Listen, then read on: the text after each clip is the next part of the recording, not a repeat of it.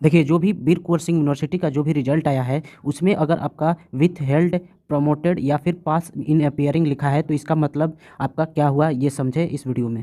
देखिए, पहले तो समझते हैं कि विथ हेल्ड अगर आपका लिखा है एग्जाम में, जो भी रिजल्ट आया है उसमें, तो इसका मतलब क्या होता है। तो इसका मतलब आप समझिए कि जो भी आपका एग्ज़ाम था, मान लीजिए किसी भी चीज़ का एग्ज़ाम था, तो उसमें आपका प्रैक्टिकल होगा, या फिर जो कॉलेज से नंबर मिलता है, कॉलेज से जो नंबर मिलता है इसमें प्रैक्टिकल जो कॉलेज में होता है, या फिर कोई भी सब्जेक्ट जिसमें कॉलेज से नंबर मिलता है, इसमें आप या तो आप फेल हैं, या फिर कॉलेज ने आपका जो नंबर है वो आपको जो रिजल्ट है वीर कुंवर सिंह यूनिवर्सिटी को वो नहीं भेजा है, इसलिए जो आपका वहाँ पर विद हेल्ड लिख रहा है।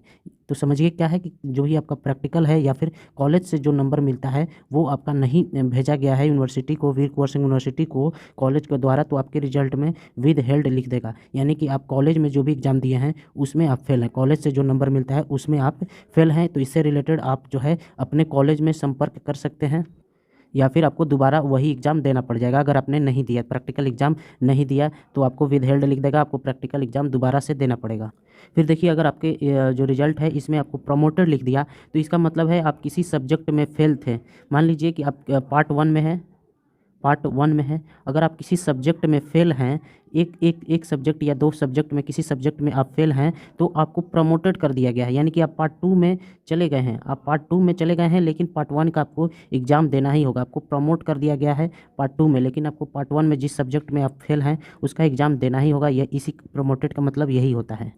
अब बात कर लें पास इन अपीयरिंग जब लिखा होगा तो क्या समझे। तो अगर आपने प्रमोटेड हैं और आपने जैसे मान लीजिए कि मैं इकोनॉमिक्स में मेरा पार्ट 1 में मैंने एग्ज़ाम छोड़ दिया था, ठीक, पार्ट 1 में मैंने एग्ज़ाम छोड़ दिया था, लेकिन आगे चलकर जब मैंने कभी पार्ट 1 का एग्ज़ाम हो रहा था, उस समय पार्ट 1 का एग्ज़ाम फॉर्म भर कर उस समय मैंने इकोनॉमिक्स का दिया एग्ज़ाम, तो वहाँ पर लिखेगा पास इन अपीयरिंग।